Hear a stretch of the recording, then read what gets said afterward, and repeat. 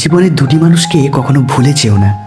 সেই ব্যক্তি যিনি তোমায় সফল করার জন্য সবকিছু হারিয়েছেন, তোমার বাবা।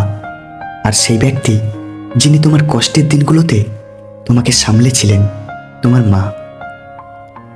রেগে গিয়ে চিৎকার করে কথা বলা ব্যক্তির মন সরল হয়, কিন্তু যে ব্যক্তি রেগে গিয়েও চুপ থেকে হাসি মুখে কথা বলে, সেই ব্যক্তি শয়তানের থেকেও ভয়ঙ্কর।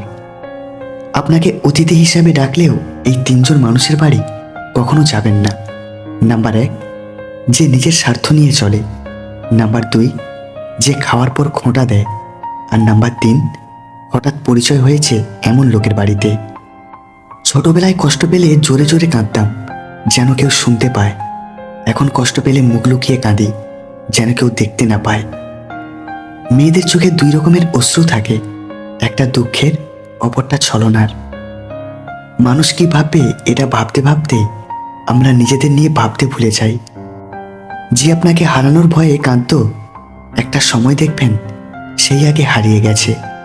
যে মানুষটা একসময় বলতো চিন্তা করো না, আমি তো আছি, একদিন সেই মানুষটাই পৃথিবীর সব থেকে বড় দুশ্চিন্তার কারণ হয়ে চলে যাবে। দিন দিন আপনি যার প্রতি যত বেশি আসক্ত হবেন, তার থেকে আপনার দূরত্ব তত বাড়তে থাকবে। পরকে আপন করা যতটা সহজ, আপনকে আপন করে রাখাটা ততটাই কঠিন। হঠাৎ করে যে মানুষটা বদলে যাবার পর পরিস্থিতিকে দায়ী করে, সে কখনো তোমায় ভালোবাসেনি। শূন্য পকেট যেমন বাস্তব পরিজন চেনায়, তেমনি আঘাত আমাদের মানুষ হতে শেখায়।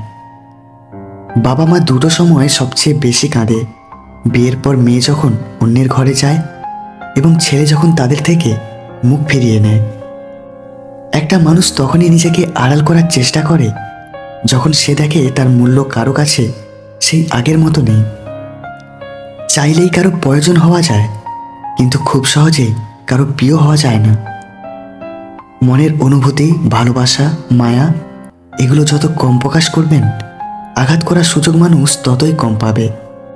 অন্যর বউকে দুর্বল করার 3টি উপায়।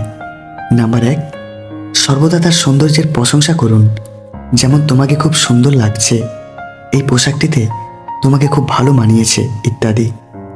নাম্বার 2, তার কাছ থেকে পরামর্শ নিন, যেমন কোনো কাজ শুরু করার আগে মতামত চাওয়া, এতে সে ভাববে আপনি তাকে গুরুত্ব দেন। আর নাম্বার 3, বিভিন্ন বিষয়ে তাকে হাসানোর চেষ্টা করুন এবং হাসান।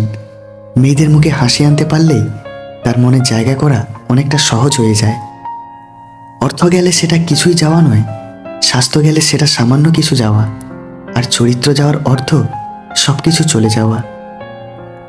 জীবনে তারা বেশি কাঁদে যারা 10 জনকে নয়, একজনকে মন থেকে ভালোবাসে।